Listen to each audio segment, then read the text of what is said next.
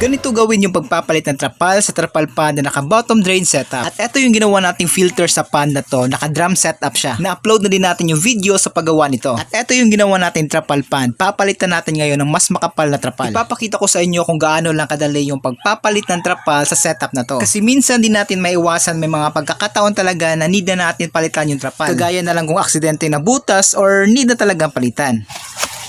Yun. Ganun lang kadaling tanggalin yung ginawa nating pang seal sa trapal at bottom drain pipe. Kaya napakadali lang talaga palitan ng trapal. Huhugutin lang natin to at pagkatapos tatanggalin na natin yung lumang trapal para ma-install na yung bago. Napakadali lang tanggalin ng pipe pero napakahigpit niya na wala talagang tagas yung ating pan. Same process lang din dito sa skimmer, tatanggalin na natin to, huhugutin lang natin yung pipe. Boom! Yun.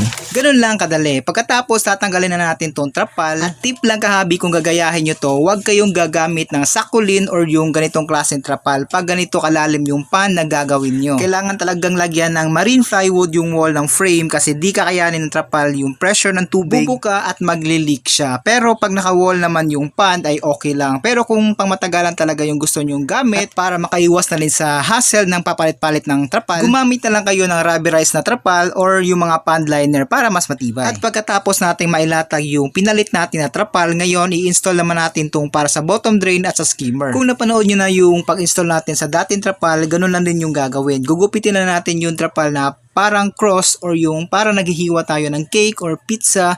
Ganun lang dapat yung paghihiwa na gagawin natin. At pagkatapos, ipapasok na natin yung panglock sa trapal. Medyo nahirapan tayo sa pagpasok nito kasi mas makapal na trapal yung nilagay natin. Pero kaya naman, pupukpukin na natin ng martilyo at mag-ingat at tandahan lang para di mabasag yung elbow na nasa ilalim. Kasi pag nabasag yun, baka mag-leak pa. Kaya dahan-dahan lang yung pagpukpok.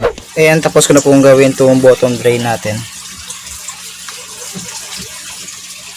Ayan.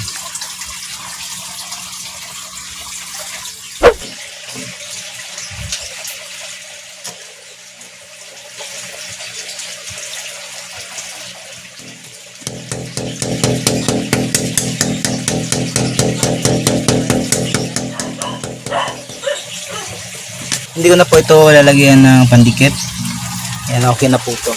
Bago ko po ito i-secure, lalagyan po muna natin ng tubig para malinisan po natin yung trapal para mawala yung amoy ng rubber niya or ng plastic. Bago natin gamitin yung trapal, mas mabuting banlian or hugasan ito bago lagyan ng tubig para matanggal yung mga amoy ng trapal at mga possible na chemical na nasa trapal para safe yung mga isda. At ngayon, pupunuin na natin ito ng tubig para makapag-swimming na para macycle pala yung tubig.